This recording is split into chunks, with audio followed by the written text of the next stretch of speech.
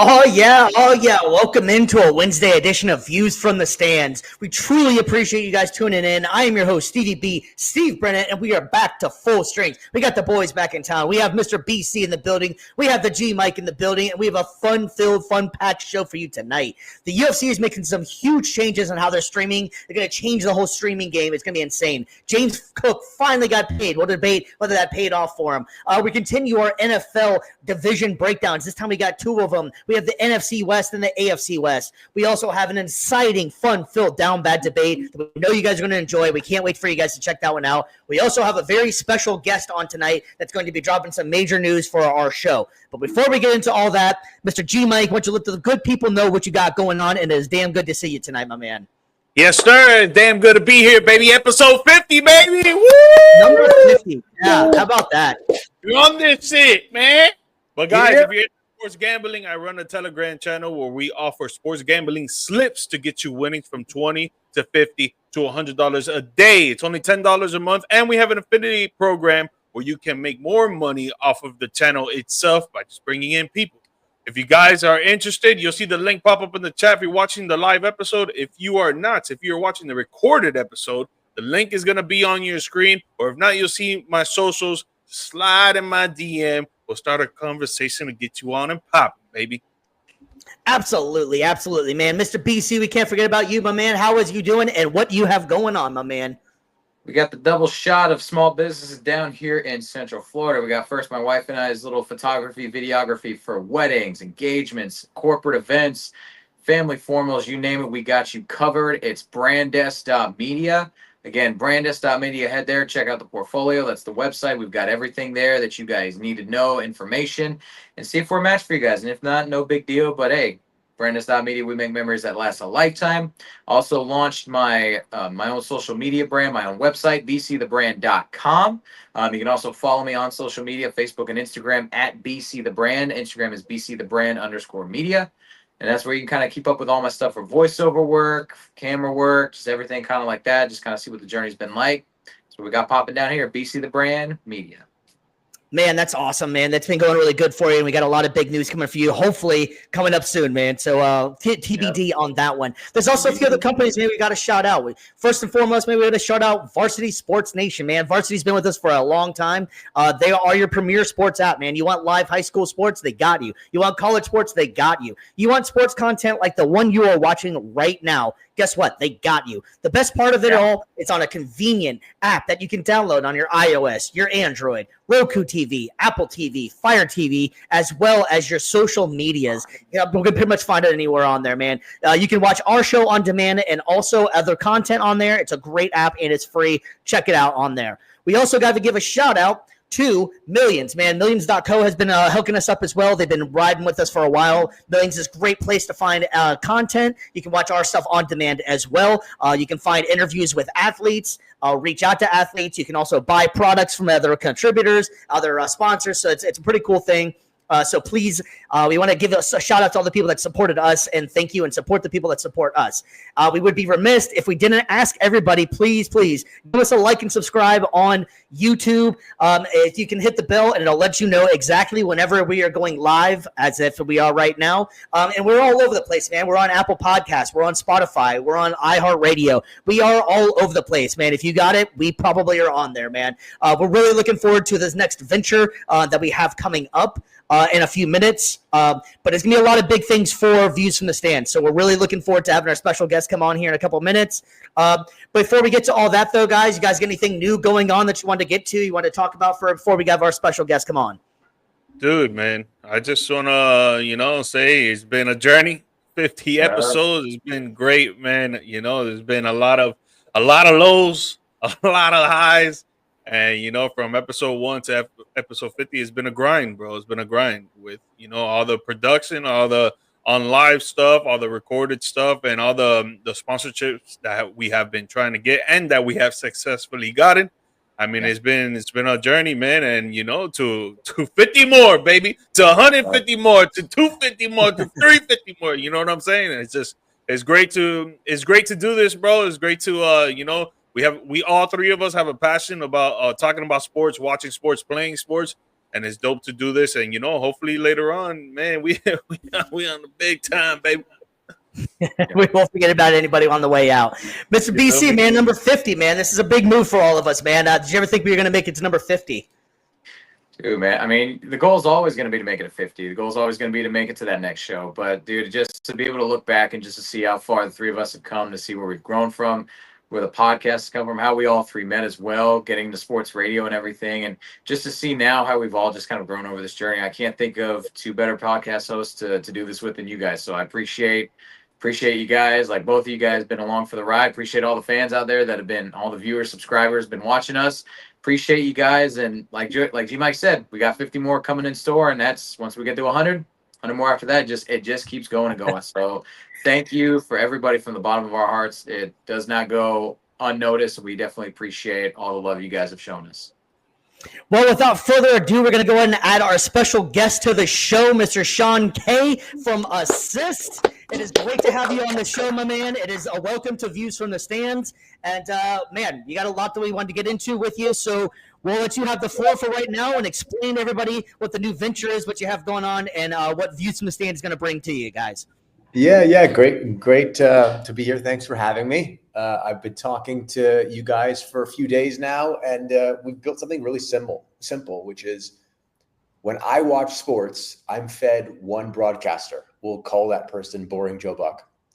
And there's millions of us watching, and I'm not the funniest or most entertaining person, but I think many of you are. And so our belief is that when I'm watching the game, if you're watching the same exact thing as me somewhere else in the country, that I could tune into your reaction at the same time. And it's similar to the Manning cast, but extended to everyone. And in our case, the way it works is I've paid for cable, so I'm already watching the game. You've paid for streaming service or cable, so you're already watching the game. When you go live on Assist, I am able to watch View from the Stands and adjust the time of that stream to match my TV. And therefore I can sort of turn the audio and the volume on the TV off and listen to anybody that I want. It could be someone with a fantasy or gambling angle. It could be a diehard. It could be a former athlete. The limitations are kind of nothing. It's anything that you think has an audience. And so we've launched this. It has a lot of cool bells and whistles to do more than just being a broadcast channel. We automate your reactions to the best moments of the game in the form of short clips that go viral all over social media. We do that in 2 minutes of the action happening. We pair your video after the game with official highlights so that if you miss the game, you all get to be like Stuart Scott and have a Sports Center kind of offering for your fans. And to top it off, live sports, we don't really think about it, but a quarter of the time we're watching live ads. And so on our platform, unlike a lot of other social outlets, we can fill much of your stream with unskippable ads so that all the hard work that you're doing is rewarded. And it's all happening at the same time that you're getting a water break and your fans are getting a water break and the networks are making money. And it's time for you guys to participate in that. Yeah, that's fantastic, man. And it's definitely, we were looking over it last night. It's definitely some cutting edge technology that you guys were offering to do with this, especially with the connecting with it live. And like we were talking about yesterday, most watch parties, there's always some sort of delay, but with your system, you're able to watch it live in real time so that we're not going to actually blow something for the fan that's actually watching at home. So I think that's humongous. Yeah, exactly. And the way to think about it is, when you watch something on Netflix or on YouTube TV or on anything, usually there's a time clock that's going that really only recognizes when the program started. So it's counting from 0 seconds up to 60 minutes, right? And on our site, it's slightly different where instead of being time passing, it's the game clock. And so because the game clock is moving dynamically underneath your broadcast, your fan has the ability to use that as a sort of bookmark to jump to the part of the game that they're watching. And so the beauty of this and all of our features is you can be this sort of layer on top of the game. You can be this sort of couch companion digitally, and you never have to touch any of the IP, right? The whole idea is you're already paying for ESPN, you're using ESPN, you're just synchronizing another live podcast effectively with the programming that you already paid to watch. Yeah, I think this is going to be huge for us, and so we'll go ahead and get to how for us and everything as well. How does the fans get a hold and watch our stream of let's go our own views cast, if you will? Yeah, so it's a pretty new platform. So you can go to our website, which is ast.live. We are also at Live on Assist across every social platform. Our website is usually linked in the bio, and liveonassist.com is also another way to get to our website. And so basically you'll either be seeing clips from your favorite creators that are getting posted out on social, or you'll come to our website. And when you go to our website, you will see at the top of the page anyone who's live. And so right now there's a gentleman, Cody, who goes by Clutch2323 on TikTok. And he is on our site right now calling the Cubs Blue Jays game. And so you can go there right now, and you'll notice that when you tune into a stream, there is a pitch count associated with his game, and it changes every 15 seconds, give or take a few. And if that doesn't match with what you see on your TV, all you have to do is click our little red button to sync with your TV. You put what you're seeing, and bang, you'll get to the part of Cody's stream that corresponds with what you're watching yourself. So real-time stats as well. That's going to be a lot of big thing. And we also are going to be able to do a lot of just, be a lot more of like you like to describe too, is just like hanging with your friends. And if you guys are already watching the game, so why not come hang out with your friends we already have on here? If you're watching this live, you can see we put this up on the screen right here. It's ast.live. And then we'll be able to find our show and our stream on there. So we're really looking forward to that. I think it's going to be a lot of fun and a huge venture for us going forward, man. Yeah, and Stevie, you said you might be doing it from a few Gators games this season, perhaps. Yeah, we'll see, man. We'll see, especially that Miami Florida game. That'd be one to talk about, baby. Yeah, that's right. Yeah, man. So that's. Yeah, man. We wanted to bring you on, man, so you can explain it, because you can definitely do it a lot better the job than we could or whatever. So we really appreciate you coming on, and we'll be definitely checking back in with you. And as this journey goes along, we'll be definitely having you back on the show if you even want to come on and talk some sports as well with us. But we honestly really appreciate the opportunity to work with you guys on this one. Yeah, always eager to support your pod, and I can explain what our platform is well, but I can't entertain like you guys. So hopefully you guys get on there. And you make people laugh, you make people scream, you make people cry, and that's what sports is all about, a little community and fun. We appreciate that. Appreciate it. 100%, man. All right, brother. Well, hey, we're going to go ahead and let you go, man. It was very nice for you to come on here. We really appreciate it. And like we were saying before, we'll put it back on the screen one more time, ast.live, and you can watch Views from the Stands do their own cast, as well as many other contributors, and we might be working with some of them as well. So we have a big collaboration coming with Assist. So really appreciate it, man. Enjoy the rest of the show. Watch us. Yeah, and just like Sean said, if you don't want to watch boring old Joe, you can come watch G Mike, BC, or any other sportscaster on Assist for sure. Assist.live. Appreciate it, brother. Have a good one. See you guys. All right, so that was our big news for the day. We hinted at it, man. We're really excited about this venture. We're going to be having like a Views cast, similar to the Manning cast, just without the Mannings. And so we're really looking forward to this venture. We're going to be starting it September 4th, first game of the season. What we're looking at right now is probably doing the Monday and Thursday night games, so it's the single game. It's a lot easier for everybody to stay in touch, watch what's going on, so that you're not going to miss everything on a Sunday, try to catch in. We might maybe venture into a Sunday, but as of right now, we're looking like we're going to be doing the Mondays and Thursdays games, as well as doing our shows on Wednesdays and Saturdays. So we got a lot coming up that this football season is really going to help us take off a lot. So we really appreciate it if you guys would give us the support on there and just check it out. Like they were saying before, it helps us out. We're able to get some revenue streaming out of we're just watching the ads. So it's a really big thing for us. We really appreciate you guys and all the support we guys gotten out of this one. Yep. All right. Well, let's go ahead and oh, sorry. What's that? I was gonna say, unlike the Manning cast, we got half the foreheads and double the energy. So there we go, man. Yeah, there we go, man. We can do and say whatever we want. But I don't know about you guys, but let's go ahead and jump into some news. News from the world of sports. Man, there was some major news coming out of the world of fighting the last couple days. The UFC has changed the game, in my opinion, and how you're going to be viewing your fighting.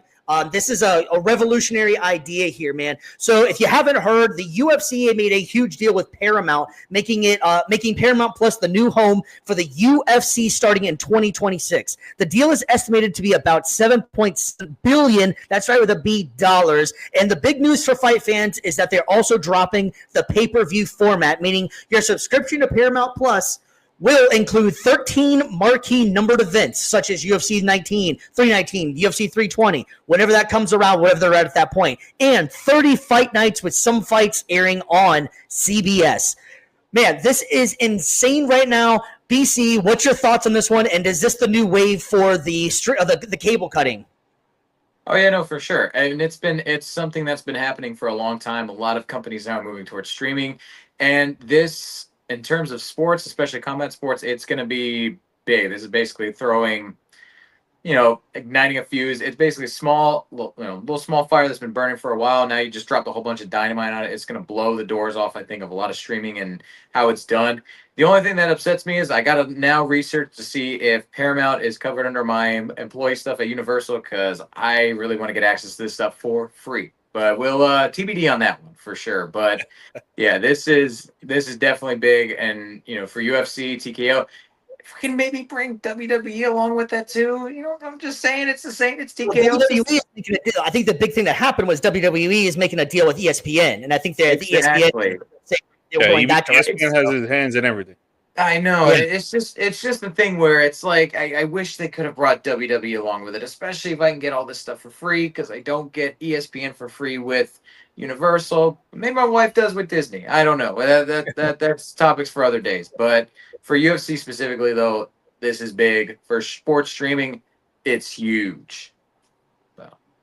Yeah, G-Mike, man, what's your thoughts on this one, dude? This is big, and I love the fact of the no pay-per-view system. I think that's huge. Yeah, definitely. It's huge for the UFC, and it's amazing for the UFC fans, man. I mean, the deal is just positive on both sides. For the fans, you're going to be getting your main events, your fights, even fight night on an easier way to access it. Go to Paramount Plus, and I think it's going to probably be $17 a month for Paramount Plus when this whole deal comes together. So it's not going to, obviously, it's not super cheap, but it's not super expensive either. But it helps out the fans where, you don't have to go, when it comes to fight night, damn, now I got to get pay-per-view and I got to get this all set up and boom, boom, boom. No, I already have the Paramount Plus. It has a whole bunch of shows and movies. And on top of that, you have some UFC fights that are going to come along with it. And then with the UFC, is great for their money-making progress, because with pay-per-view, sometimes you don't really know how much you're going to make with each fighter and what card, right? Obviously, if it was Conor McGregor, John Jones, you're going to get a million, more than millions, and you're going to make a lot of bread just because of their names and their likeness.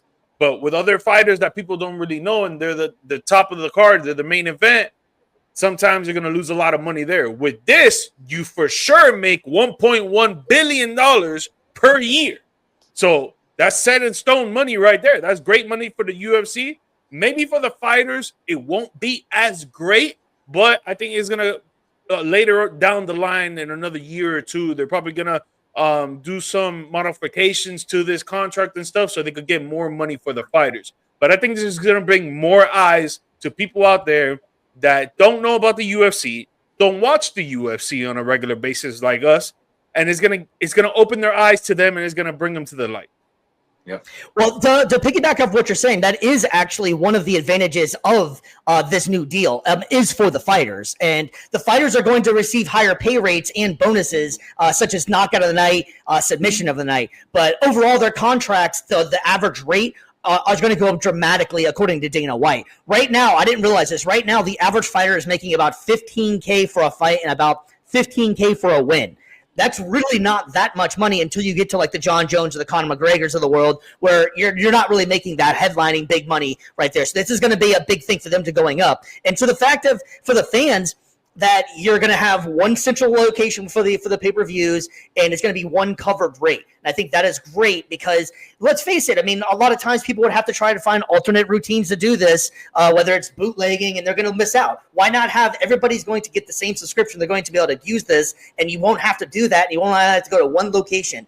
And the great thing is, too, as I've heard, is that UFC has announced that they're planning on bringing Joe Rogan and the normal crew that you've gotten so used to listening to, and the staff and everything that they've been doing is supposed to be coming with them with this deal. So it won't be brand new people that you'd never heard of or anything like that. So I think overall for UFC, for the fighters, for the fans, this is extravagant news. This is huge news, and I think it's a long time been coming. Especially, I'm happy for the fighters to finally get some respect and money that they should be getting. That's why a lot of these guys turn to boxing, because boxing one fight could pay out more than like they'll make in their entire UFC career times 4. So it's going to be good to see these guys actually get some money and make it easier for the fans. Man, so speaking of money, somebody got some money, and it's been waiting for a little while here, man.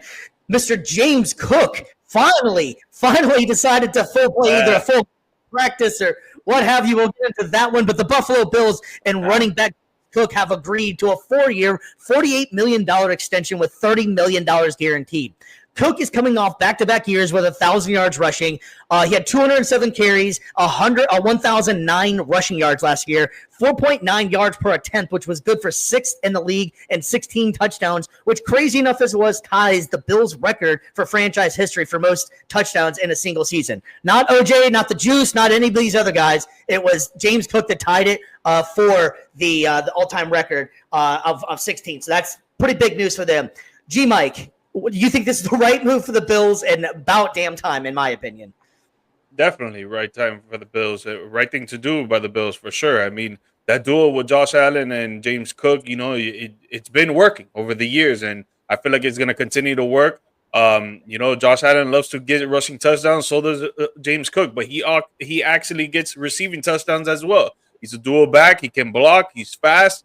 I mean, the guy just has it all, really. I think he was just waiting for the right opportunity to say yes to this contract. I don't think he was ever going to leave the Buffalo Bills. I think he just wanted to wait until the closest time for the regular season to come by to get his money, because he knew other running backs were going to get paid.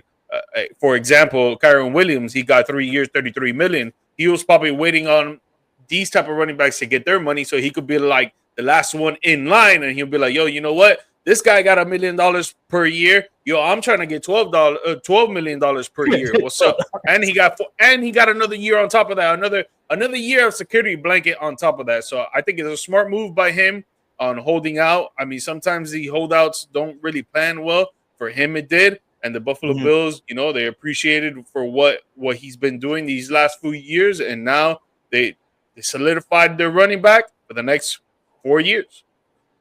Yeah, no, I think this is great for the Bills. I think, though, I agree with you. I think the writing was on the wall. I don't think James Cook ever really was going to hold out. They technically did have him under contract one more year. So no matter what, he was just in a bad situation of that he was going to be stuck there regardless. And they could have franchise tagged him if they wanted to. So I'm glad that they didn't have to go through all that ugliness, and he finally got the money that he deserves. And it's a contract that I think that he actually wanted. He wanted to make a roundabout this, is what he said in the offseason. So the fact that he actually got that money, I think, is good, and I think it's a good contract. And realistically, I think what the best thing is for the Bills in this one is that he's young, and then he fits exactly what they're trying to do. They have a great running back core right now.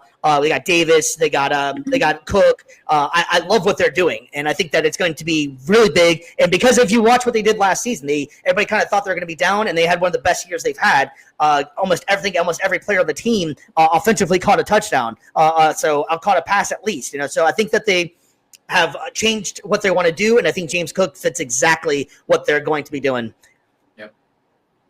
And I was gonna add on top of that though too. Like, yeah, we all know though too. Like with Buffalo, they do have a very versatile offense, but every offensive system needs their bell cow back, so to say. And I know that's something we don't really hear a lot of nowadays. Running backs really aren't doing like 400 or 400 carries in the season much anymore. But still, you still need that lead guy. You still need that guy that you put the ball in his hands. He's going to get you first down. He's going to score when it gets close to the goal line. And that's exactly what James Cook is for Buffalo. So it's good that you're able to sign your marquee guy in the backfield to an extension like that. And he's just such a versatile weapon for them. And again, good, great news for Buffalo this season. Just gets even better for him. Yeah, and Yeah, to no, piggyback off what you just said about teams not really using running backs like that to carry the ball 300, 400 times. You know, there's probably like less than 10 running backs around the NFL that really get the ball 400 times a season, 400 carries. But when you really look at the numbers, man, the teams that have more success are the teams with a prolific running back. Because if you have a prolific running back that is very agile, that is speedy, that can catch the ball, that can block, that can get you every single time that he's getting a carry, get you more than 5 yards or 10 yards a carry, that just opens up the play action. That opens up so many things when it comes to the pass. So that's just a recipe for success for quarterbacks and receivers to be the top level of their game when they have a running back that they can rely on. For example, James Cook, Saquon Barkley. Like, the list goes on and on throughout the NFL, and it's just like, I don't understand why these NFL teams think that they can just do it with the quarterbacks and the receivers when it's a team-oriented game. You need to run the ball as well, especially when you're on 3rd and short. What are you going to try and do? You're going to try and throw the ball, throw a slant, throw a little curl to try to get the first down? Nah, I'd rather give it to Derrick Henry and be like, yo, you got 2 yards to go. You going to get through that or not? Yeah. The probability of him getting that first down is way higher than a probability of a receiver catching a slant with a corner strapped to his chest and a linebacker ready to take off his helmet. Yeah, it seems like we're kind of balancing the league back out again on offense in terms of passing and running. For the last like 10 years, it seemed like passing just took off and running backs were basically non-existent. But now we're starting to see the importance of having a good running scheme on your team. Like you said, it sets up the play action, sets up the deep ball so well. But now we are seeing an adjustment where you're not relying on just one guy solely and then maybe one guy for third downs. No, you do have a stable of 2, maybe even 3 guys, but it is all still based around that one guy that you can trust that's going to get the majority of the carries. And whatever his weaknesses are, you have other backs to kind of build around there and shore him up. Case for the Bucks. Bucky Irving, super agile, super quick. Maybe not necessarily the best pass catcher, although he did have a decent season receiving wise. That's what you got Rachaad White for. Rachaad White can also pass block on 3rd down too. You know, he's not the biggest guy, so you got Sean Tucker that can be that goal line backer for you. So having all these different weapons, but building it around one central back is something that I'm really happy to see. I'm happy to see the run game starting to get implemented again in football again, not just screen passes all the time to running backs. I'm glad that we're kind of getting a return to balance, so to say. Yeah, I mean, just like, old clothes, never get rid of them because it's always going to come back around. Ergo, the Philadelphia Eagles, what were they based off of? Strong defense and a hell of a run game. And that's what won the Super Bowl last year. So I think you're completely right. I think that it's making a return back to the old school.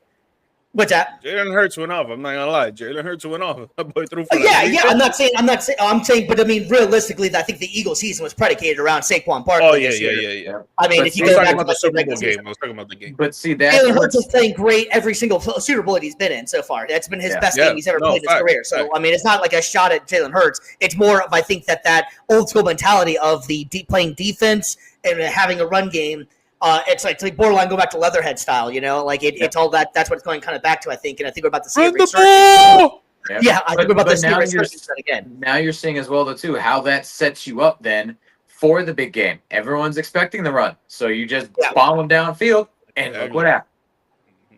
And you can still use the running back when you need to, man. You can still use Correct. Yeah, and James Cook, with they got this whole starter thing on it, is one of those dual threat backs that can catch in the backfield and just straight run the ball as well. I mean, I would have never thought if you would ask me who was he 4th, I was saying, in the league in carries, yards per attempt, 4.9. That's pretty damn good for a running back. And I would not have thought it'd been James Cook. I mean, he just seems like a smaller back, but that just means that the Bills' offensive line was good and that James Cook knows what the hell he's doing. So I think it's a great move for Buffalo that they shored him up, and like you were saying, T. Mike, for 4 years. So that's going to be a great move for them moving forward.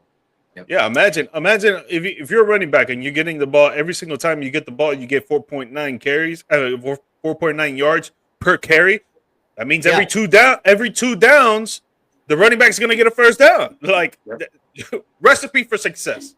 Yep. Or, I mean, if you're the Jacksonville Jaguars, Trevor Lawrence just needs to throw it for 20 yards, and you can have the other guy kick it for 70. You know, I mean, you're pretty much on you're pretty much on the right track right there. I'm just pissed that wasn't that doesn't count towards the record. That was amazing. And he had room to spare. Hell of a kick out there, man. Hell of a kick. He could have made it from 73. I think he had room to spare. Oh, easily. Yeah, no, I totally there's agree. a lot. Before we move on, there's a lot of kickers. If you watch like pregame and you watch their highlights and their practices, there's a lot of kickers that can kick from 70. The thing is that when you're in a game and you got that pressure on you, especially if it's to win the game, like that, it's different, bro. It's different. Yeah. So, like, I feel like a lot of kickers can kick 70 for sure. No hate towards him. Obviously, that's dope that it happened in a preseason game. But I feel like he could do that in a regular season game for sure if he just doesn't let the pressure get to him. Well, and also too, there is a rule change now where kickers are allowed to alter the balls. I want to say double the time that they used to be able to. I think before the games they had like 2 hours to like kind of get it set. I think now it's like 5 or 6. So now you're giving them more time to be able to kind of make it to their liking. So I feel like this year, either this year or next year, you're going to see Justin Tucker's kicking record just get broken big time. Probably. Yeah, I could see that. Man. But yeah, that was one hell of a play though. So shout out to was it Cam Little, right? Cam Little, man. That was last huge. Name, big leg. There you go, man. All right, fellas. Well, we're going to go ahead and move on from the news, and we're going to continue our series on the division breakdowns. Once again, we're not picking division winners yet. We'll be doing that in about 2 weeks, man. The season's right around the corner. So we just wanted to break down what we're thinking of each team, and then we will definitely be picking, MVPs and winners and all that good stuff. But as of right now, we're just kind of going over what we kind of think of the teams. We're going to start out to the West with the AFC West, and we're going to be talking about the Kansas City Chiefs. Of course, they were the representative of the AFC in the Super Bowl this year. And the Kansas City Chiefs, you can always, they may not look always the freshest, they may not always look the greatest out there, but they find a way to win, man. Their record was 15 and 2. They were passing yards. This one's a shocker. 157.0 passing yards per game, which was good for 24th in the league. They averaged about 92 yards a game, which was 20th in the league. They averaged 17.0, which was 23 for points for, and 20.0 for tied for 11th for points against. Kansas City Chiefs, man, every single time you're always like, man, this is going to be the year they fall apart. And then they just somehow pull it out. Some people are going to go to the refs. I'm not going to go that route. But having said that, BC, man, you're up top, man. You go ahead and go first. What's the outlook for the Kansas City Chiefs, and what are you thinking of the Kansas City Chiefs this year? First off, the reason why they're succeeding so much is devil magic. That's exactly why they did it. Patrick Mahomes, I don't know who he sacrificed. I don't know what, what pagan got. I don't know, but that's the only way I can explain it now. I mean, season outlook for them, it's just basically making a few tweaks here and there, weaknesses, weak points on the team. Just kind of watch, rinse and repeat. I mean, they've shown that they can literally just fly by the seat of their pants. They've shown that they can coast during the regular season and still pull it out. It's just, I'm not trying to glaze too hard. It's just, as somebody that was on the receiving end, as somebody that was on the receiving end of that devil magic last year, man, like, they're professional heartbreakers. Like, I hate it. It pisses me off so much. How are you that bad at every statistical category and still second in the NFL, man? I don't get it. We had the better offense and we still couldn't do it. While BC BC sulks up there. G-Mike, what's your thoughts on the Chiefs, man? Dude, man, I mean, bro, you gotta show me that you can beat them, bro. I'm sorry, I'm never gonna cut out the Chiefs now with Mahomes at the throne, because you gotta show me you can beat them, bro. I mean, I'm just looking at the depth chart right now, bro. They really didn't lose much on the offensive side. They probably lost a lineman or two, but when it comes to the defense, they lost a little bit with their secondary, but they still have Trent McDuffie there. They still got Chris Jones there, freaking monster at the defensive line. Yeah. Mm-hmm. They still have Drew Tranquill as a linebacker. Their team is still put together. Harrison Butker at the kicking throne. He makes a lot of field goals for them throughout the season and in the playoffs as well. Dude, man, and you still have a Hall of Fame head coach in Andy Reid, man. I don't know, bro. There's not really taking a back seat with the Chiefs, man. They're going to have more competition this year with Baltimore Ravens and the moves that they made, the Buffalo Bills, the moves that they made, and the re-signings that they made. And, there's other teams that are coming up. But, dude, man, the Chiefs, they still have Isaiah Pacheco. He did take a backseat last season with the injury, and Kareem Hunt filled in the shoes pretty well. I'm not going to say great, but pretty well. He did a good job. And he's still there, and he's the second running back for this team. So they could even mix and match them. But, dude, I like the Chiefs still. Not saying that they're going to win the AFC, but I won't count them out either. Yeah, and I will say, too, go ahead. No. Go ahead, man. You're good. I was just going to say, just looking at, again, just looking over the draft that they had, too, like, I like the pick of getting Josh Simmons to shore up that offensive line from Ohio State. That's exactly what I was about to say. I think that pick was great. Yeah, and then I think underrated potential steal of the draft, Jeffrey Bassa from Oregon at linebacker. I think that he was somebody I looked and expected to be like a day 2 pick. The fact that he slipped all the way to the 5th round is absurd. I feel like him and Carson Sweshing are going to be two of like the best linebackers from this class. So I really like that pick as well. I think they got a steal there. So they find ways to continue to draft as well as steals, and it's. You can even go all the way down to the very last pick, Bashard Smith out of SMU. I think that he's got some wheels on him. So I think that again, just more retooling the offense, finding the little diamonds in the rough. That's their specialty. Yep. Yeah, no, I totally agree with you guys, and it's hard to count out the Chiefs. And I think it's going to be interesting to see what happens if Rice is going to get suspended this year or if that's going to carry on to next year. I think that's going to be a big factor. We'll see what Xavier Worthy, if he's just a gadget player that can just run down the field or if he's actually going to develop into a better receiver. Hollywood Brown is back. The big thing was with Travis Kelce. Seems like he said he's hungry again. He's lost about 20 pounds, I think. He realizes that this was his last season. He wasn't taking it serious. The last season, he hasn't been taking it serious as much. And so he might have sparked something loose and looking kind of getting humiliated in that game, the Super Bowl, and that might spark something for him. And Kansas City is just smart how they're going to use him anyways. They'll probably have him get, 5-6 snaps in the game. And then when playoff time comes, he's going to light it up. Or towards the end of the season, he's going to light it up. I'm interested. I'm hoping that Hollywood Brown is able to get a resurgence. I've always liked Hollywood Brown. It'd be interesting. It'd be great to have Patrick Mahomes come back out with a dominant receiver like Tyreek Hill back in the day. That was so much fun to watch. And the fact that the Kansas City Chiefs were in the low end of the passing yards at 157 passing yards per game when you have Patrick Mahomes is crazy. And like you were saying, and they still found a way to win and get to the Super Bowl with having Patrick Mahomes only averaging 157 yards. It's just insane, and they didn't really even have that great of a running game. The defense definitely took over. The defense was amazing, and I don't think that they're going to lose anything on the defense this year. I am a little bit concerned about the Chiefs this year, where I don't know if they're going to be able to do the same things they've been doing. I think the division itself, in which we're moving on to the next team here in a second, I think the division itself just got a hell of a lot better this season. I think this division has to be, probably the top division. I think up and down to in the NFL this year. You can see what you want about the Raiders, and which we'll be getting to, but I think the Raiders are much improved with new head coach, new regime. The Chargers, the Broncos. I think everybody in this division actually is going to put up a fight, and I don't think Kansas City just going to be able to stroll through it like they have been in the past few years. You guys got anything else on the Kansas City Chiefs? You guys ready to move on to the number 2 place team? I'm just ready to duck and hide, man. Duck and hide.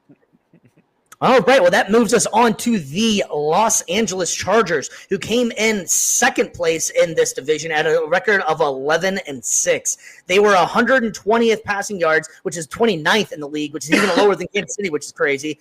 They were 134.5 rushing yards per average, which was 10th in the league. Points for was 30.5, which was good for 6th. Points against, 10, which was tied for 3rd. The Kansas City Chiefs, that's not a Kansas City Chief, the Los Angeles Chargers, they had a huge blow that happened to him. Slater is out for the season. That is going to make a huge difference. He was one of the best in the league. But luckily, the guy they drafted, Joe Wall, can move into that position, and he's already played the position, can maybe make it work. So I think that they're going to be able to have a little bit of a saving grace, but they obviously did not plan on that one happening right away like that. Mike Williams abruptly retired. But then you bring back Keenan Allen, which is a great homecoming for him as well. So I think that's going to work out pretty well. BC, how do you like the Chargers this year, man? What's your thoughts on those guys? Well, I mean, as far as the passing game, that was pretty much the only, I guess, weak spot you could say on the team, and it was mostly just due to how head coaching play style is. Jim Harbaugh, we all Yeah. know from his time in college and then even in the NFL, he loves to run the ball on offense, and then he loves great defense. And Chargers were scary on defense last year. I know that obviously losing Joey Bosa or Joey or Nick, I always get the Bosa confused.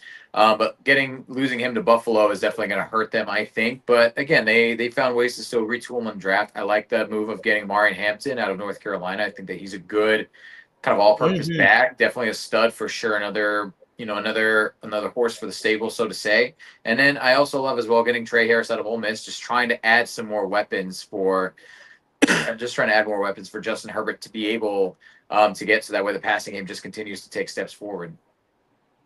Yeah, I completely agree with you on that too, man. And I'm hoping we didn't really bring it up too. You brought up Hampton coming in there. I'm hoping that Najee Harris is going to be all right. They've been kind of quiet. They've been all the rumors have been that he's going to be fine, but that's coach speak sometimes. If you didn't know, he had a bad firework accident on the 4th of July. Had some eye damage. They haven't exactly said what happened. So that's kind of TBD, I suppose, but I'm hoping that Najee's going to be all right because he's an exciting player whenever he's on the field, and this will fit his team. Having Hampton and Harris, man, that is one tandem that I don't think anybody would want anything to do with, man. G Mike, what's your thoughts, bro? Yeah, I mean, Harris is going to be the power back for sure. Hampton is going to be the more elusive, agile back. I mean, the 1-2 punch is going to be dope. Harbaugh, he loves to run the ball. He saw it all the time in Michigan and the 49ers. He loves to run the ball, so I think they upgraded on the running back room. And even in the wide receiver room, bringing back Keenan Allen is a good security blanket for Justin Herbert. I mean, Justin Herbert loved throwing the ball to him when he was in the Chargers. Obviously, he left for that 1 year to go to the Bears, but he ended up coming back.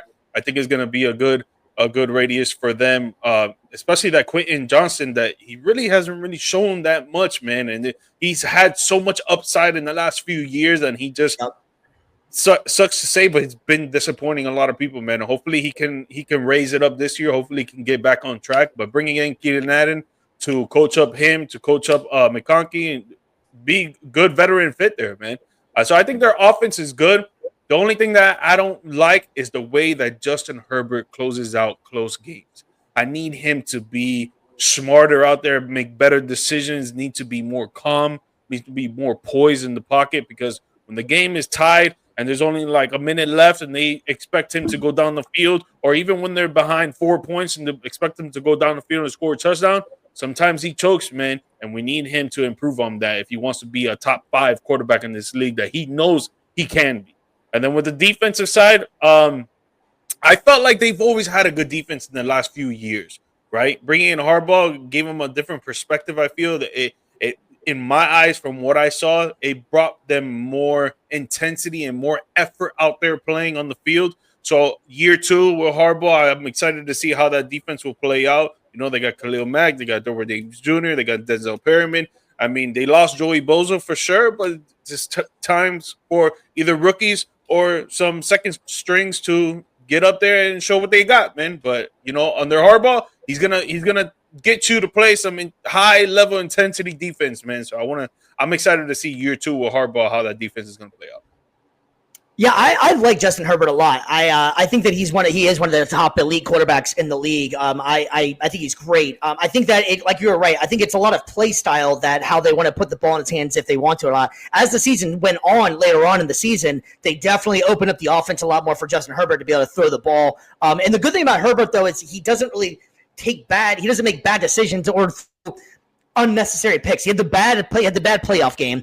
You can't erase that one. It did not go as planned for them, really, clearly. But I think Justin Herbert is a fantastic quarterback and is on the rise. And I wish that they could get another wide receiver that was just a flat out game breaker. I do love Ladd McConkey. I just don't think Ladd McConkey is a alpha 1. I think that Ladd McConkey can do it all. Yeah, I think that he would be a fantastic number 2. That would be like a 1B if you needed him, the 1A for the couple plays or something. I wish they could just get another dominant guy out there, either make a trade or something. That would be where I would go for them. But I love their running back room. I think the Chargers are this whole division, like I was saying, it's just much improved, man. I have a lot of high hopes, and I plan on watching a lot of the AFC West. I think it's going to be a very interesting division to watch. Yep. You guys got anything else about the Chargers you want to talk about? Or are you ready to move on? Ready to move. Yeah. All right, we're going to take it out the former Russell Westbrook country. Let's ride the Denver Broncos. Denver Broncos this year, man. Last year, the Denver Broncos came in at a record of 10-7. They had 215 passing yards per game, tied for 12th. They had 153.0 rushing yards, which was tied for 5th. They had 30.0, which is tied for 0 for points for, and 9.0 for points against, which is tied for 2nd. And honestly, I wish they would change some of these damn things around, making it sound like it's a lot worse, making like the points for and the points against. They were one of the best damn defenses in the league. Like, shouldn't it be the opposite or something like that, the way that you have these things ranked? That's just me having to read these things off. It's the way you read them. It's the way you read them. Yeah, it's annoying. I don't like the way they should reverse that sometimes. Like, you should be like 1 or 2 if you're good, and not 29th, you know? Like, that doesn't make any sense to me. Anyways, I digress. Man, the Denver Broncos, man, I think the Denver Broncos are going to be elite this year, man. I'm really excited to watch a lot of Denver Broncos. I think that Bo Nix was the real deal, and he was the exact perfect person that Sean Payton needed and wanted, and this is going to be a hell of a team to watch. BC, you're up first, man. What you got? I mean, the rich get richer on defense. Their first overall pick, I love Jahdae Barron from Texas. He was somebody that I was really high on going into the draft. Somebody that when he slipped to them, I was like, dang, that him, Patrick Surtain, that's going to be scary combination right there out in Denver. And then I also love their second round pick too, RJ Harvey out of UCF. Really small, compact back, got a lot of power to him, pop in his game. He's got some good quickness to him as well. So I think that, those two first draft picks, I really have fallen in love with Denver. And like you said, you've got a lot of young talent there. You've got Patrick Surtain, best cornerback in the game. Are we all in agreement on that? There's still some debate on that? 100%. PS2. Already, he's got amazing potential, and it already tapped into so much of his potential at such a young age, but he still has more room to grow. Bo Nix, I think, had a really good season as well for Denver. So a lot of young pieces that wouldn't surprise me. They continue to make the next step. And, again, we'll talk obviously in a couple weeks about division standings, but Denver is a team that I think can really make some jumps and some leaps this year in their division. Yeah, dude. A lot of upside for the Broncos, man. I feel like that running back room is going to be crazy. I think they're going to run the ball a lot. They got J.K. Dobbins that came over from the Chargers, divisional opponent, which he had a fantastic year last season after basically busting up both his knees in the last 3 years, man. Incredible. They draft R.J. Harvey from UCF right down the street. I think that was a good pickup as well, BC. And McLaughlin, there was times McLaughlin did good, but he just wasn't consistent enough. So that's why he's third running back on the depth chart. But the running back room is dope. I think it's going to be good for them to open up a lot of play action. Be aware for Bo Nix rolling a lot of the plays. They bring back Cortland Sutton. They re-sign him. They sign Evan Ingram. He was with the Jacksonville Jaguars, which he's another receiver in my eyes, more than a tight end. Yes, he can block a little bit, but I don't think he can block that much. But they're going to use him on a lot of play action routes. You're going to see a lot of drags, a lot of comebacks from Evan Ingram, and he could catch the ball and he could get out there in space and he could run with the best of them. And then when it comes to the defense, man, I mean, they're top 5 in the league for a reason. They got the best corner in the game, in my opinion, PS2, and he's going to continue to grow out there. Barron is a good pickup, I thought. Right now they have him at the third right side cornerback. So he may not get that much playing time. With Riley Moss right there at the throne on the right side, I think he's pretty good as well. But if Barron gets an opportunity, I think he's gonna actually show what he's worth. But the defense overall, I think they're gonna be top 5 again in the league this year, and the offense just grew exponentially, and they can make another wild card appearance for sure. Yep. Yeah, I can't overshadow how important I thought it was that they brought Cortland Sutton back. Cortland Sutton is one of those receivers that a lot of people is not a household name, but unless you watch ball, you know about him. But Cortland Sutton is extremely good. He's been a great Bronco since he's been drafted there. He seems like he gets along with the team and wanted to stay there really bad. So I'm glad that got worked out. But I'm really excited as well to see Marvin Mims. I think Marvin Mims is going to be a really cool to watch what Sean Payton's able to do. The guy's a blazing fast speed.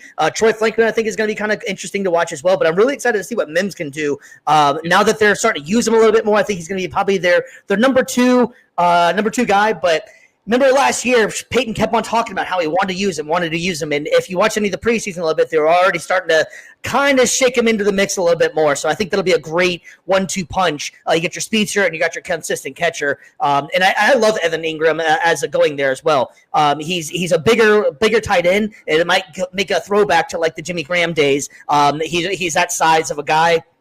And I agree with you as well. He reminds me more of a wide receiver in a tight end's body, really. So I think that one's going to be a very interesting team, and I love their defense, man. They're going to be wrecking havoc on anybody and everybody. So the Denver Broncos, I think, got way better this year, and they're going to be a force to reckon with, I think, for sure, in this AFC West. It's going to be a fun division. I can't say that enough, man. We got one more to cover.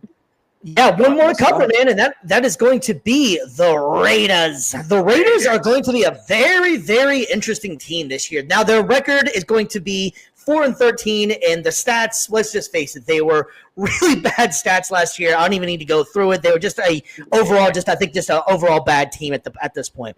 They've redone almost the entire thing. I think Brady coming there has really put his mark on some stuff. I love getting Pete Carroll. That guy is the youngest 70-something-year-old man in the world. They should check his DNA on how this guy can still stay in that good a shape and look that young, and that must be the gum. I don't know what the hell it is, but I love everything they did in the offseason.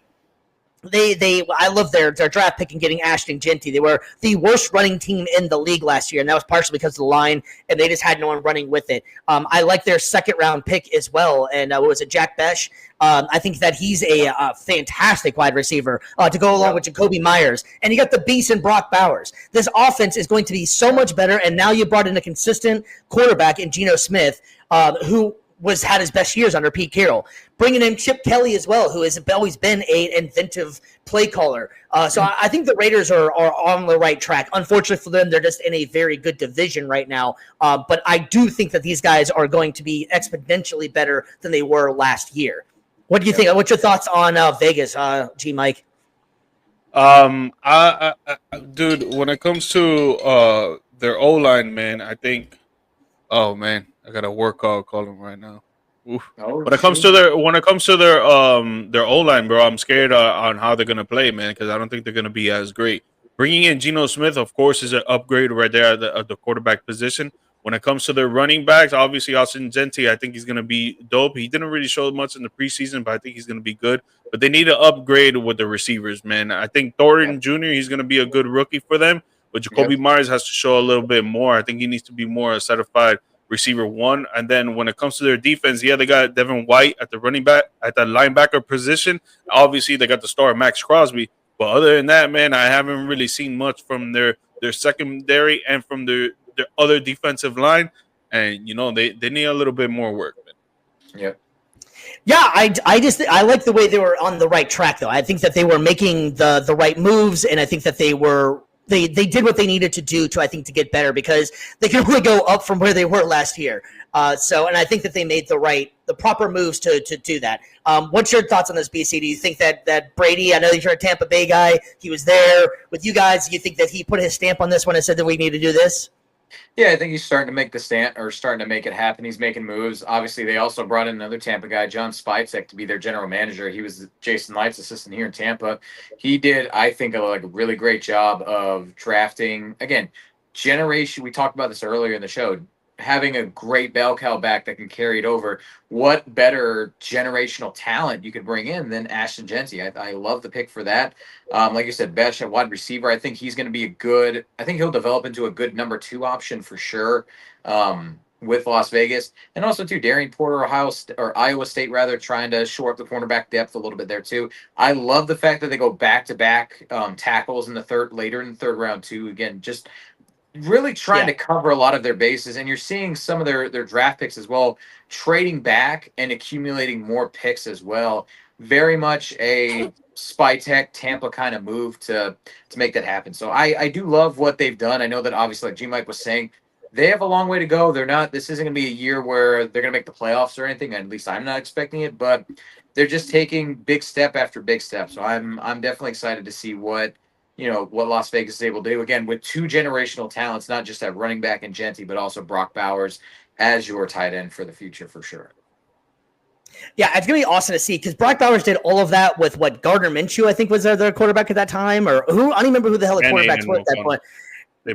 So now that he's actually going to have an accurate, competent quarterback, it's going to be amazing to see what this guy can do. Yep. Yeah, definitely. All right, so we're going to go ahead and end up with the AFC West, and we'll keep it out west with the NFC West, and we're going to go with the winners of the division and the LA Rams. And whose house is it? It is the Rams' house, man. The Rams won the division at a record of 10-7, and the legend continues for Matthew Stafford. Hopefully, we can keep that going. They had 183.0 passing yards, tied for 18th. Rushing yards, they were 181.0. They were first in the league in that one. They were 31.0 for fourth for points for, 21.0 for points against, which was good for 13th in the league. Let's face it, guys, this really comes down to what Matthew Stafford can do. And I'm hoping that this isn't the end of the road for him because with all the back issues that he has going on, he's not really practicing. They're trying everything they can. Before we even get to the start on the outlook on the team, is you guys think it's time to ring the bell for alertness on this one? Matthew Stafford's not been practicing pretty much at all, or do you think he's just a veteran? He's got this already. Yeah, I tend to be on the page of he's a veteran. He's got it already. I think they just want to take care of him before the regular season starts. Yeah, exactly. You don't want to. The dude's been in the league since what, 2010, something like that. Whenever it was. And number one pick in the draft for a reason. Dude won a Super Bowl with the Rams right when he got traded over. He showed what he could prove. 37 years old. The only other case other than women being pregnant of a dude getting epidural that I've ever heard of in my life. And there's a lot of reasoning for that with his back. He had a neck injury as well. He had elbow injury. He had shoulder injury, and it's like, if you don't need him to practice, he already knows the ins and outs of the whole playbook. He knows exactly how to win an NFL game. Obviously, he's a Super Bowl champion, and there's no reason to put him out there if you don't really need him to. Obviously, he needs to be active still. He probably does a little bit running, a little bit of lifting, trying to get his back right and all that stuff. But when it comes to actually practicing football plays and learning the playbook and whatever, he's got it down pat. There's no reason to put him out there, man. So just give him the rest that he needs so he could be available for week 1. I'm not going to lie. I'm a little nervous for Stafford, man. I think this injury is a lot more serious than they're trying to be optimistic about. He's 37 years old, like you're saying. He got an epidural. You don't get those kind of things unless you got something actually going on, man. So I am actually very concerned for Stafford. It's not the fact of the talent, nor do I not think that he can't do it. I just think that this injury is something that's just been messing with him for so long. And let's face it, man, Father Time always wins. And at 37, you get some of these injuries like that. I don't know. I'm kind of nervous for them on that aspect. But that's just Matthew Stafford. There's a lot more to the team. They also added Devontae Adams this year. The Rams it's a very good-looking team. G-Mike, man, take the rings, man. What do you think of the Rams? Yeah, they lost Cooper Kupp. They added Devontae Adams.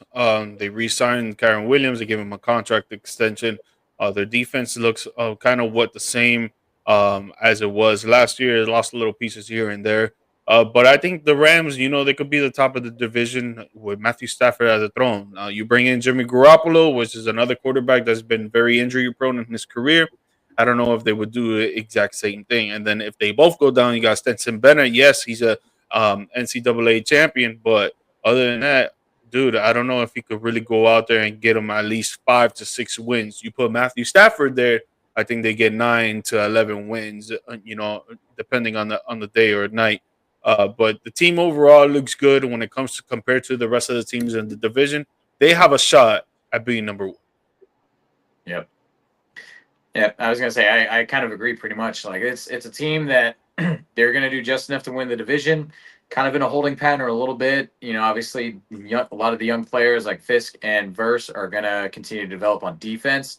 And then just adding a couple small pieces in the draft. Chris Paul Jr. I don't believe any relation to actual CP3.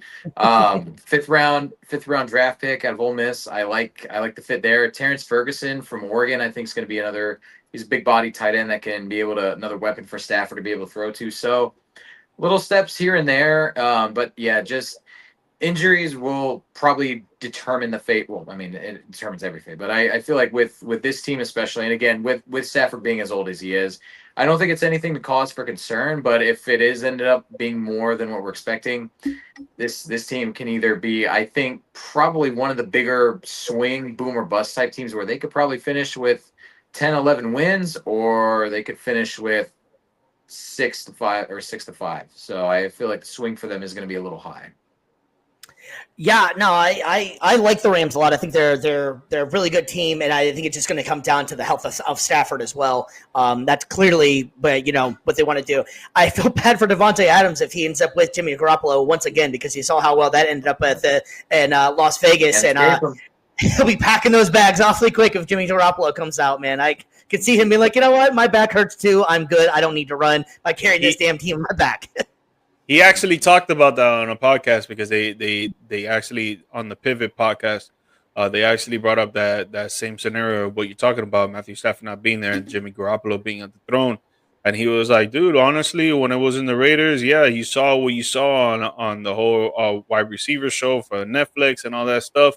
But it was just the moment in our lives that we were going through things. And, I said what I said on that stuff, and I apologize and all that stuff, but that's not how I feel towards him. I think he's a great quarterback, and he does what he needs to do to go out there and be the best that he can be for his team. And I appreciate that and I respect that. So, it seems like they're on good terms, bro. So maybe if he does go, you'll be straight. Who knows? Yep. Until he tries to throw him a pass, then yeah. then they're going to be back on not good terms anymore. All right, so we're gonna move on from the Los Angeles Rams and move over to the Seattle Seahawks. Man, they were the second place team in the division. Man, they came in at the same record as the Rams at 10-7. The Rams had a lot of overhaul, man. They got to bring on Sam Darnold. Their passing yards last season was 198. They were 16th in the league. Rushing yards was 170, which is good for fourth. Points for was 23.0, tied for 17th. Points against was also 23.0, which was tied for 15th in the league. A lot of new faces in Seattle, man. It's a lot of new regimen. BC, you're up first, man. What do you think of Seahawks? Dude, I'm not very high on them, honestly. I know. I was about to say, one of my good friends, the Seahawks fan, Michael, if you're watching this, sorry, bud, but Sam Darnold, not a needle mover. Cooper Kupp, I don't know how much more he's got left in him. So, like looking at some of the draft picks that they made, not really guys I'm really high on. I mean, yeah, Jalen Milroe, getting him. I mean, I again, somebody I'm just not really high on as a quarterback. So I feel like there's a lot of name recognition with the Seahawks, but as far as actually like on paper, it sounds great. But in practice, I don't think it's going to be a great season for Seattle. Dude, I like Jalen Milroe, man. I like him a lot. He just looks like a football player, man. He knows exactly what to do out there, and he's not scared of nothing, bro. And I feel like with Sam Darnold, I'm on the same boat as you. He's not a needle mover, bro. He needs to prove to me that he can have a consistent year, just like he did last year with the Vikings. He needs to prove to me that he can do it again, because Drew Lock is not that guy. If you guys saw him in preseason, the guy was horrible. I'm sorry to say it. I wish he wasn't horrible, but he was looking horrible out there. Jalen Milroe came in, and he was doing what he needed to do for his team to win, bro. Dude, Kenneth Walker Jr., hopefully he stays healthy. He's been injury prone. Chad Burnett, the running back too, he's shown flashes that he can be good as well. Cooper Kupp, I hope that he can still shine, because I've always been a Kupp fan. And, he is getting older, man. So who knows? He's not a big body receiver. He's not a tall receiver. So it may be slowing down for him. And then when it comes to the defense, man, the only person I really like on their defense is DeMarcus Lawrence, because he came out of the Cowboys, man. And I know what he can do. For sure, he can pressure quarterbacks. He can get quarterbacks to mistime their throws, throw interceptions, get some deflections as well. So I'm excited for him out there. Hopefully he does good. But when it comes to the rest of the defense, man, not really excited for them, bro. Not really excited for them, dude. Honestly, I don't even think they'll get even close to a wild card game this year. No. Yeah, it's kind of wild too. Like, this team is completely different. I mean, you lost Geno Smith, you lost DK Metcalf, you lost Tyler Lockett.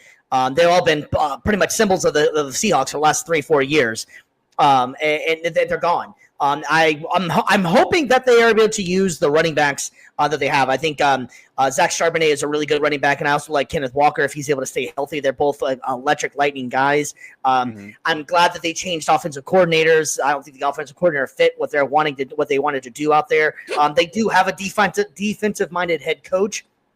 So it'll be interesting to see if they're able to bring that one back. I don't know. I didn't like the Cooper Kupp move at first, but I kind of like Cooper Kupp there because I believe he's from Washington, so he's almost like he's going home. He wanted to go here, and I think he still has some juice left in the tank. And actually, Jackson Smith and Jigba is, I think, on the rise to be one of the an elite player, especially for fantasy football. I think he's going to be a great player for fantasy.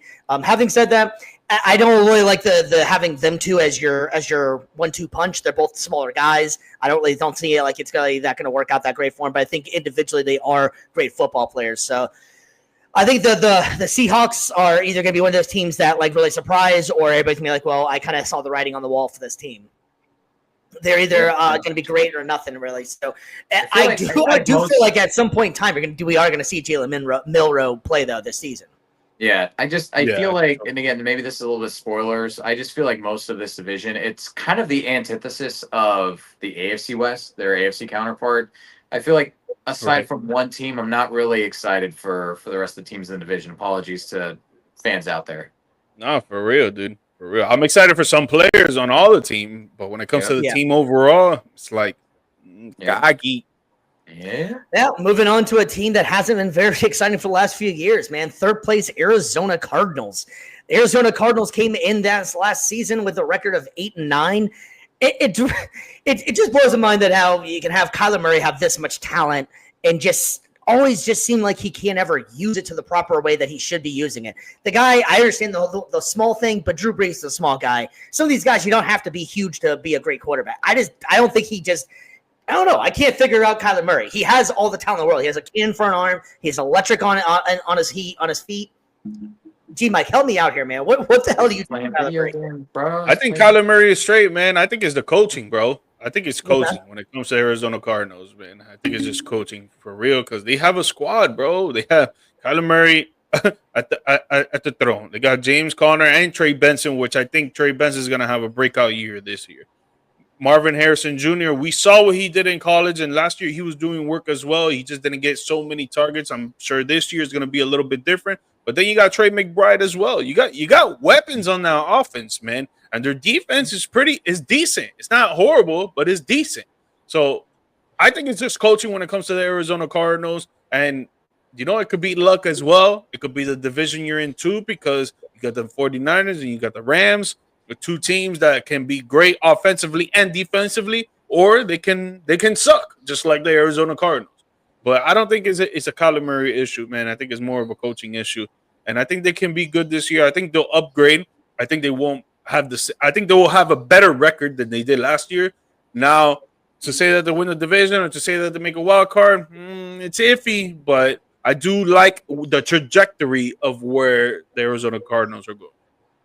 Yeah, I tend to agree with G-Mike as far as, they do have a lot of talent on the roster for sure. That's not what's holding back. I think head coaching, off the coordinators, I think that if they're able to kind of make some changes at the top of the organization as far as like on the field products, I think that's when we'll start seeing this offense and this team in general really take off. Because we've seen countless times where you've had really great talents just being held back by bad coaching. So and John Gannon, coaching, Drew Petzing, the offensive coordinator, two guys that, again, we talk about needle movers. That's kind of the word of the day, I guess. They're just two guys, as far as coaching goes, that don't really do a whole lot for me. So I feel like until they make those replacements there, Arizona's just probably at best going to be stuck in this middle ground where like 8 to 9 wins at best, and at worst, you're going to be picking top 5 again. Yeah, I agree, and I do like some of the moves they have made, and I like the fact that Marvin Harrison put on some weight into muscle. If you haven't seen him lately, he's looking great. You can definitely clearly see that he spent his offseason in the gym. He looks twice the size as he did when he came out of college. I think that you're right. I think Arizona's defense is going to get a hell of a lot better. Jonathan Gannon is a defensive-minded coach, so that's going to definitely help them out and maybe take some of the pressure off the offense. And Trey McBride, let's face it, man, he's one of the premier tight ends in the league. Hopefully they can get that guy some more touchdowns than what he had last year. That's still head scratching on how little of touchdowns Trey McBride had last year through the air. But Arizona is just one of those teams, man, that I just can't figure them out. I really, honestly, I know that's probably bad in analyst talk, but I just can't figure out what they're actually going to be. They're either going to be great or just, it's kind of like the Seahawks to me. They're either going to be great or, in Jordan's words, cocky. You know what I mean? I think they're just gonna be decent, bro. I don't think they're gonna be great. I don't think they're gonna be bad. I think they're just gonna be decent. Then they're gonna be a little above average. Well, at least on offense. We got one more team left, and I can't believe that this team came in last place in the division. That's the San Francisco 49ers. And I think that this actually just came down to just straight up injuries, man. They were so still. Yeah. Yeah, exactly. I was about to say, and it doesn't stop there, man. The only two healthy offensive players they have pretty much right now are Christian McCaffrey and not Travis Kelce, George Kittle. So beware on that one because both those two guys. What's the over under on how long it takes for both of those guys to go down too?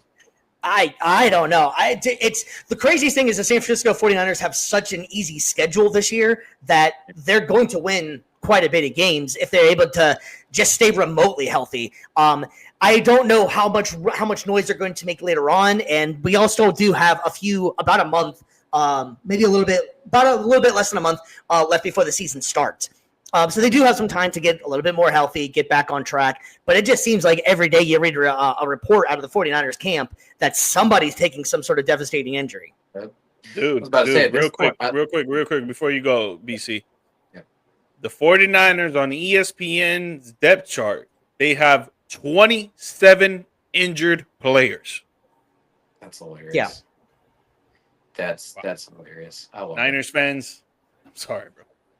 I mean, you guys had your window. You had your window. You had it.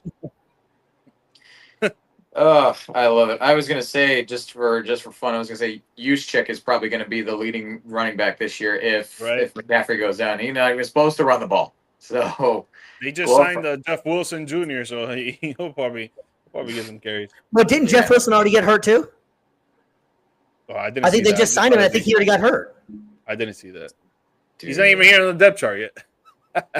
Golly, man. That's such a 49ers thing. Injuries have been the story with this team since for the last 5 years it seems like. And it's not going to get any better. So, it's one of those things where if everybody's healthy, they win this division. If everybody on the team's healthy, they win it. But they can never keep everybody together healthy at the same time. So it is what it is. Yeah. Well, who I am excited for is Ricky Parcell, man, because I think Brock Purdy. I think Brock Purdy's a good quarterback, and I think he could get the ball to his receivers, no doubt. Right? Brandon Ayuk, he's probably going to be gone for a little while. Jawan Jennings, questionable. So I think Ricky, bro, I think he's going to be a good fantasy pickup, man, because Brock Purdy likes to throw the ball. Obviously, the Niners like to run the ball, but they like to throw the ball too. George Kittle for sure is going to be a number 1 target, but Ricky could probably be a number 2. Yeah, and if you haven't got a chance to really watch any Ricky Pearsall highlights, go back to his college days because he pretty much was hurt because of that crazy gunshot thing that happened to him. He was a fantastic Florida Gator. He transferred from Florida. I believe he played at West Virginia. I could be wrong. Don't quote me on that one before. Or is Arizona State? It's Arizona State. But having said that, though, Ricky Pearsall has got some amazing hands. His catch rate ability is just off the charts. So I agree with you. I think that once he actually fully gets a full season under his belt, and you can see flashes last year, some of the stuff he can do. So now he's actually, with all the injuries, probably going to be thrust into maybe like a number 1 spot because Ayuk, if he's lucky, is going to be back by week 6 if he's lucky. He had a pretty significant injury. And then Jawan Jennings, this is kind of like a newer thing that just popped up recently that he's been on the injury list amongst all the other 27 other players on the team. But I think Ricky Pearsall, I agree with you. I think that A, for fantasy, I think he's going to be a fun pickup. And B, I think he's just going to be a good wide receiver in general. And I think there was a reason why they chose him with the number 1 pick. They didn't necessarily need to take him because they still had Debo. They still had Ayuk. But they saw something they liked in there. And Kyle Shanahan, let's face it, can run some of the best offense in the league. So I think that Ricky Pearsall, I agree, is going to be one of a great player for the 49ers. But I think this all comes down to the same thing we've been saying, is that this just really comes down to injuries, I think, for the 49ers, man. They are extremely hurt right now. Yep, and that's the thing, and it feels like that's what with most of the division, this division specifically, that's what it is. Like, this is so many teams pretty much are riding or dying based on their injured list. So this one, just like, it's interesting. AFC West is going to be fun because it's just so stacked and so loaded with talent from top to bottom. This one's going to be interesting just because we're going to see who's able to kind of make it through the season unscathed, or as most unscathed as you can. Yeah, no, 100%. It's kind of wild too because it's almost like an inverse. Before, it was the NFC West was like top down, most exciting. Every team in there was great, you know. And then the AFC West was just like, okay, it's Kansas City. But now they did a complete inverse, and now every team in like the AFC West, besides the Raiders, they're on the right move. But they're going to be, I think, hard chargers this year. So hard fighters. So. So that wraps it up for the AFC and NFC West breakdowns. We have one more segment. It's one of our favorite segments we like to do. So without further ado, get ready for tonight's Down Bad Debate. It's time for the Down Bad Debate. Tonight's Down Bad Debate is going to be a blast, and this one has been hard for me to kind of figure out. So we're going to do this as a two-parter here, okay? So as you can see up here, all these players in their prime, one has to go.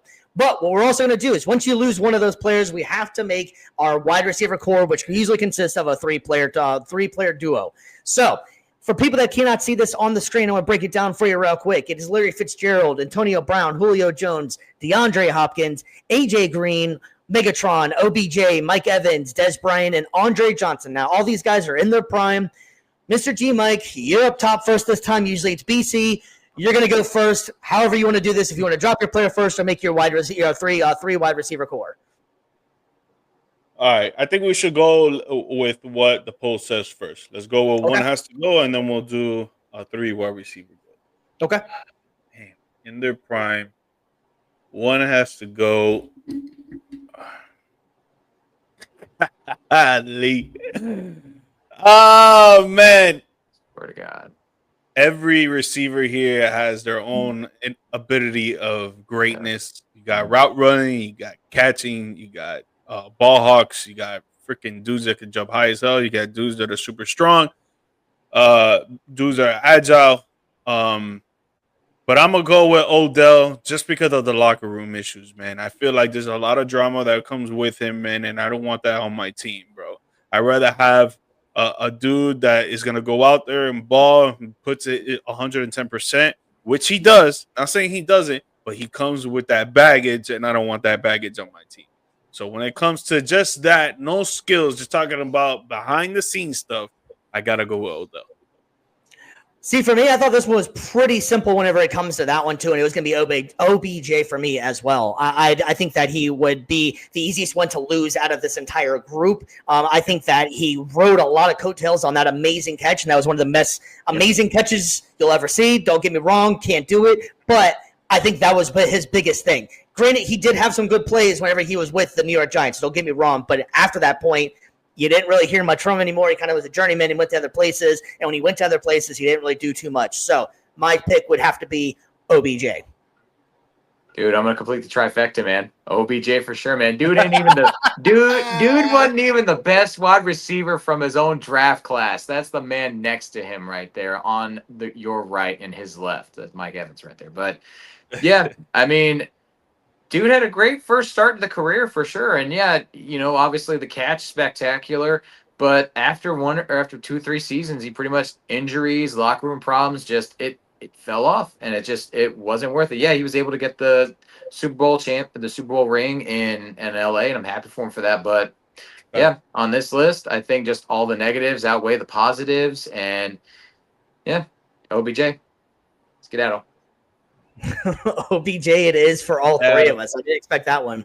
Yeah, All right, so now that we've got that one out the way, we're going to have a little bit more fun. It's a two-parter here. So we are going to make our wide receiver core, which usually consists of 3 wide receivers. G. Mike, you're up top. You go first, my man. Who do you got? So are we doing a snake draft, or are we just going straight up like your 3? Just straight up, who your 3? All right. Straight up my 3? Okay. Yeah. For size and strength and durability and the potential of outcatching probably almost anybody on this list, I'm going Calvin Johnson, number 1 for sure. The guy can block. The guy can jump higher than most wide receiver, and the dude is like 6'4". He's strong as hell. You're not going to tackle him easily. You got to go straight for his legs. So I'm going to get him there. He's going to give me a lot of yards after the catch for sure. Number 2, I'm going Antonio Brown. The guy was elusive. He was fast. It was hard for him to get tackled on that first tackle. You would need 2 or 3 guys to tackle him. Even though he's a little bitty guy, he was out there running after yards after catch. He was getting him. He is arguably top 5 in NFL history when it comes to wide receivers. Twerk in your face after doing it. So yeah. I'm talking about prime Antonio Brown, Steelers Antonio Brown. I know. Not the last year Steelers either. I'm not talking about he twerked it back in Pittsburgh, man. He threw it back then, man. He was throwing it back. And then number 3, I gotta go with the Andre Johnson. This guy was another big receiver, but he was faster. I think he was a little bit faster than Calvin Johnson and probably had a little less big hands when it comes to catching the ball than Calvin Johnson, but he was a great receiver. He can block with the best of them. He was strong. He was athletic. And with the mindset that he has, that he's not scared of nobody that's lining up against him, I need that on my squad. So I got Calvin Johnson, Antonio Brown, and Andre Johnson, baby. It's a hell of a lineup, man. I loved Andre Johnson, even as a Colts fan. I hated going against him.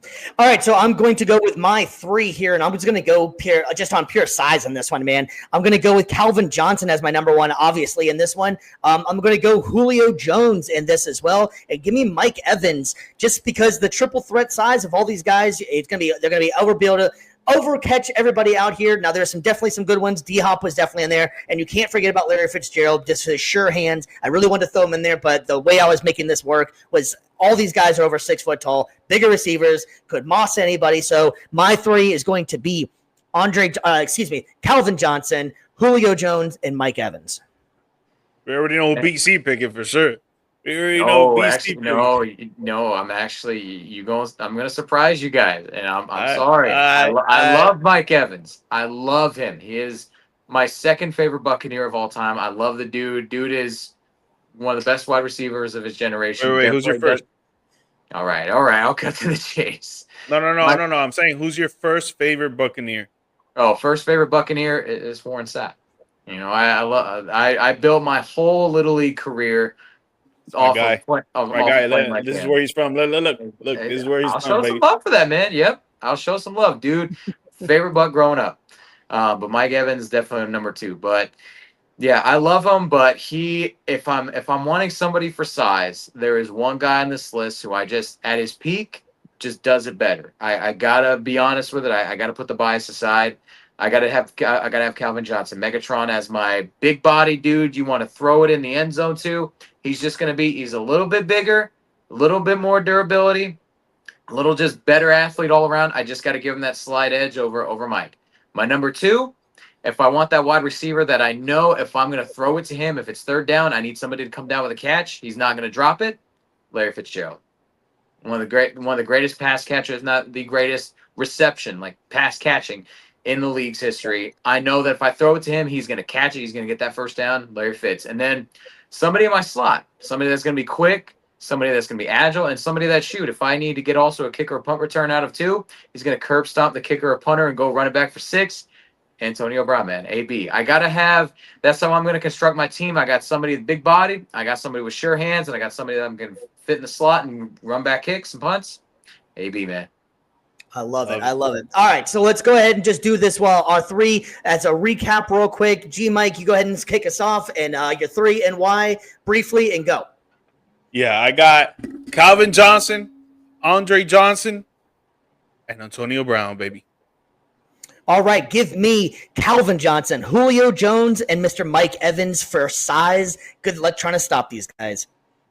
It's sacrilegious for me leaving Mike off this list, but I got to leave the bias at the door. Give me Calvin Johnson for my big body. Give me Larry Fitzgerald for the sure hands. And then give me AB for my slot. I love it, man. And that is going to end it for us for episode 50, baby. 50! Wow, man. We put a 50 burger up, man. This has been a big thing for us, and it's been a big year for us doing all this. And we really appreciate everybody checking in and commenting and sharing and liking the post for us.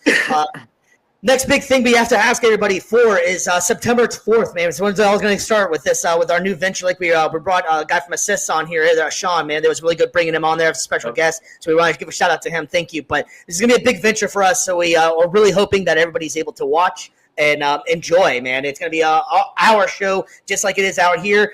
It'll be just different from watching the standard button-up T-shirt guys on TV. We'll be able to have a lot more fun, be able to joke a lot more, have some stuff we can't say on regular TV, and just be ourselves and hang with your boys like you always were doing every year. So we really appreciate that, man. BC, you got anything for the people before we check out? I just want to say thank you guys again for just riding with us. These 50 episodes has been great. G Mike, Steve, thank you guys so much for being two of the best co-hosts like a guy could ask for. And just anybody out there too, you guys want to get on the show, feel free to hit us up. Let us know. We want to bring you guys in. And shoot, if you're out there, you've got a dream, you've got like a goal, you want to get into sports podcasts, you want to get into anything with sports, dude, hit us up. Let us know, man. Like we want to help you guys out. Like any advice you guys need, like we want to be there. Chase it. Don't give up on it. Keep pushing through no matter how tough it might get. You're going to break through one day. Just know that. Facts. Guys, we are trying to do a Views from the Stands Fantasy League that we will do a live draft on a Saturday morning before the first NFL football game, which would be Thursday night. The Saturday morning that week, trying to get a league together. We're trying to do 10 managers. If we could do 12, it's even better. It'll be more competitive. But we're going to put money into it. It's good. We're going to take it out to a charity that one of our choosings. But it'll be dope. We want to record the live draft. We want to bring managers on throughout the week to talk about losses, to talk about wins, to talk about trades, to talk about waivers. So if you're into fantasy football, just write into one of our DMs, either on TikTok, Instagram, or the email that you'll see on TikTok. And if you don't see it, it's viewsstands@gmail.com. Again, that's viewsstands@gmail.com. Just write to us there. If you're interested in it, let us know. We're trying to do this. We're trying to get it on and popping with a Views from the Stands Fantasy Football League. And we appreciate you guys. Please do not forget to like, subscribe, and share the show with everybody. Episode 50, baby, is in the books. Baby, we don't keep going. There we go, man. There we go. All right, for Mr. Stevie B, I am your host, Steve Brennan. We got BC, we got G Mike, and we are out. Thank you for 50 episodes, guys. Peace.